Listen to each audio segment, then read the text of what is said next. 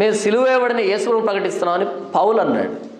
ఈరోజు సువార్తలు ఏమైపోయాయంటే, మీరు సర్వలోకానికి వెళ్ళి సర్వసృష్టికి సువార్తను ప్రకటించండి, ఈ సువార్తను నమ్మి ఎవరైతే బాప్తిజం తీసుకుంటారో వారు రక్షింపబడతారు. మొత్తం తలకిందులై కూర్చుంది ఈరోజు. వాక్యం అంటే ఏంటో తెలియదు, పాస్టర్ అంటే ఏంటో తెలియదు, చర్చ్ అంటే ఏంటో తెలియదు, సువార్త అంటే ఏంటో తెలియదు, ఆరాధన అంటే ఏంటో తెలియదు, ప్రార్థన అంటే ఏంటో తెలియదు, బైబిల్ చదవడం చేత కాదు.